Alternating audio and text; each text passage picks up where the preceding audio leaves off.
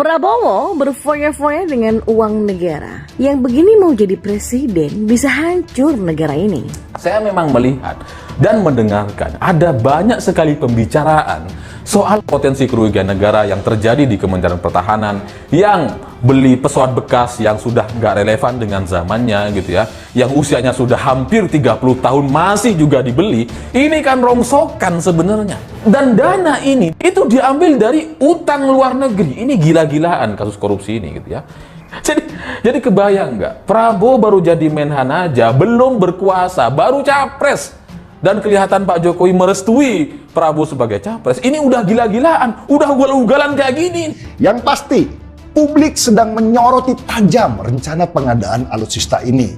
Jangan sampai uang sebesar itu hanya jadi bancaan beberapa pihak saja dan merugikan Indonesia. Sedangkan untuk mengaudit Kementerian Pertahanan juga sulitnya bukan main. Pak Prabowo ini kan menhan yang sebenarnya quote and quote rada dipaksakan. Kalau kualitas sebenarnya sih kalau kita lihat dari sampai sekarang itu ya memang nggak masuk. Wong jenderal saja dia dipecat lah kasarannya seperti itu. Kalau saja berpikirnya sedikit berkualitas sebenarnya, dia kan mau nyapres. Setidaknya dia menghitung kinerjanya di Menhan saat ini gitu. Jadi biar diukur rakyat kapasitasnya.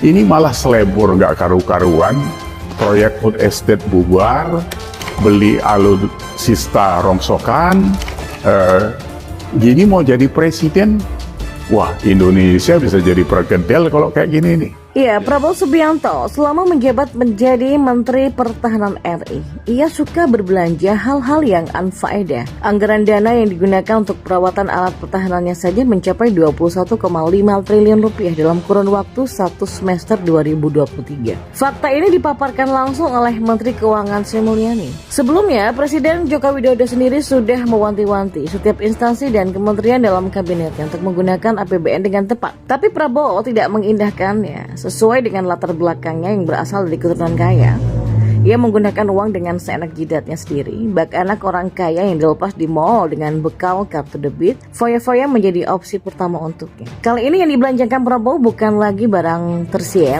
sekunder, apalagi premier, tapi barang rongsokan. Banyak hajatan dan kecamatan yang menghampirinya pasca pengambilan keputusan sembarangan itu. Seperti pendusta ulung pada umumnya yang menggunakan kata-kata untuk berkilah, berbagai pembelaan dilemparkan Prabowo demi melindungi dirinya sendiri. Bilangnya aja terpaksa membeli 12 pesawat tempur jenis Mirage 2005 untuk memajukan dunia militer. Hanya karena buatan Dassault dari Prancis, pesawat bekas milik Qatar itu dipuji Prabowo sebagai transisi menuju varian Rafale. Padahal keduanya punya perbedaan yang jauh, dari pembuatan sampai kecanggihan teknologinya. Jadi nggak habis pikir dengan seorang Prabowo yang harusnya berpengalaman dan berpengetahuan dalam bidang militer. Jadi bukannya memberikan pencerahan, dia malah menjerumuskan negaranya sendiri. Sebelumnya saja Indonesia sudah menolak hibah pesawat dari Qatar karena biaya perawatannya yang super mahal. Dan kali ini malah diambil sama Prabowo, bukan lagi secara gratis tapi dengan merogoh kocek yang nggak bisa dibilang sedikit, ditambah pembayarannya menggunakan dana hutang. Nggak heran jika anggaran Kementerian Pertahanan paling tinggi di antara kementerian lainnya, karena memang perawatan barang uzurnya memerlukan biaya yang banyak. Tindakan merugikan ini ternyata tidak hanya sekali dua kali dilakukan oleh Ketua Umum Gerindra itu, sudah berkali-kali hingga membuat gedek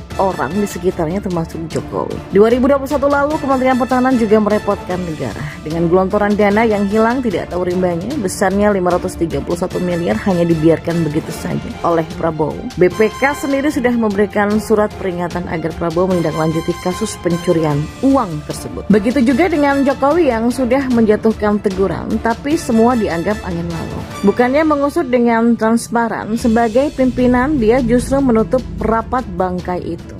Sudah kejadian begitu saja, orang yang mengaku berteman kental dengan Jokowi itu malah menaikkan anggaran semester 1 tahun ini lebih tinggi 2% dari semester sebelumnya. Bagaimana tidak bikin orang geram? Nggak ada jerahnya yang namanya perampok itu. Apalagi kalau perbuatannya sudah ditutupi oleh gerombolan dalam internal partainya, maka semakin ajib oknum yang melancarkan aksi bejat itu. Pertanyaannya, seperti itukah yang disebut pemimpin berani dan punya nyali oleh simpatisannya?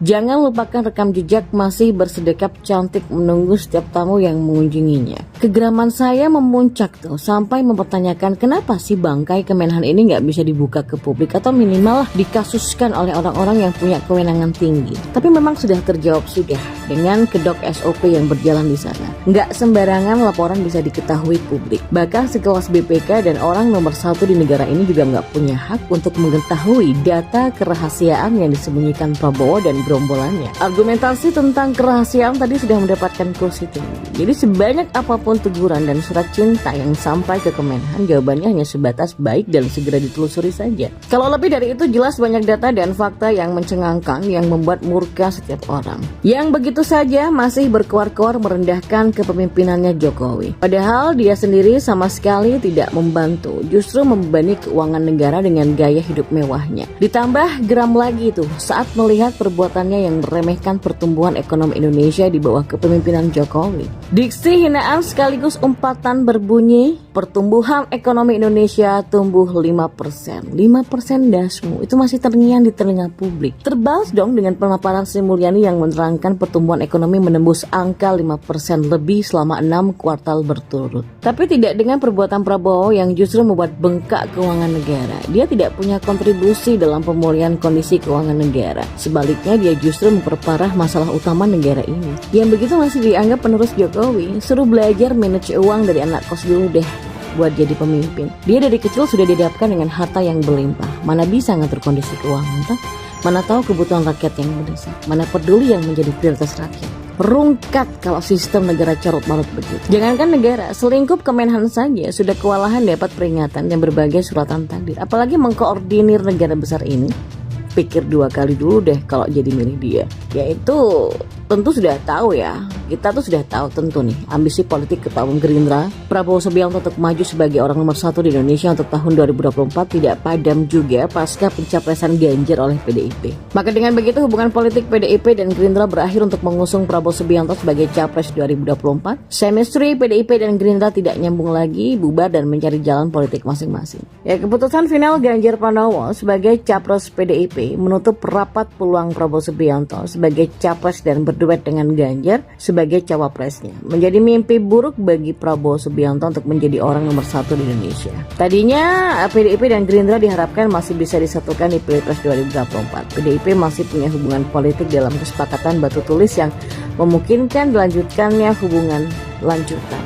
Ya, Presiden Joko Widodo pasti marah besar soal anggaran yang diboroskan oleh Kementerian Pertahanan yang ada di bawah kepemimpinan Prabowo Subianto. Presiden Jokowi harusnya heran dan meminta orang-orang untuk mengaudit anggaran Kementerian Pertahanan yang digunakan untuk membeli barang rongsok itu. Padahal sebelum-sebelumnya Jokowi menjual 2 kapal perang bekas dan dia ingin memperbarui kapal tersebut. Namun Prabowo malah bodoh melakukan transaksi beli pesawat bekas belasan biji. Daripada saya bilang beli barang bekas, saya lebih suka pakai istilah beli sampah. Saya sudah bilang dari awal dan saya sudah curiga bahwa pemilihan Prabowo sebagai Menhan oleh Presiden Jokowi itu adalah blunder besar. Kalaupun demi keamanan nasional, saya rasa itu juga tidak sebanding dengan pemborosannya. Gila aja.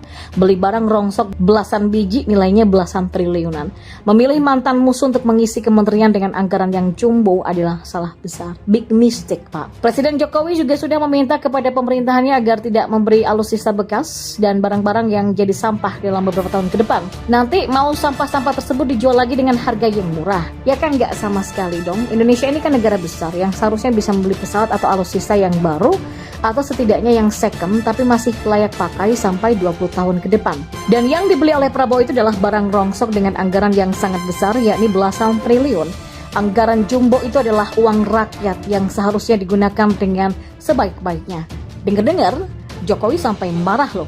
Tahu jika Kementerian Pertahanan melakukan hal yang gak jelas ini. Prabowo Subianto itu memang gak bisa kerja dan hanya bisa buang-buang duit karena memang dia lahir dari keluarga yang kaya, sehingga dia menjadi generasi yang hanya bisa buang-buang duit rakyat. Apalagi kita melihat bapaknya Prabowo itu adalah orang yang menjadi orang penting di dalam perekonomian Orde Baru. Kita tahu sendiri Orde Baru itu seperti apa korupsinya. Bahkan lebih jauh lagi media berita besar mengatakan bahwa Soeharto merupakan koruptor terbesar di abad 20. Soeharto itu kan besanan sama bapaknya Prabowo, alias Prabowo itu adalah menantunya Soeharto.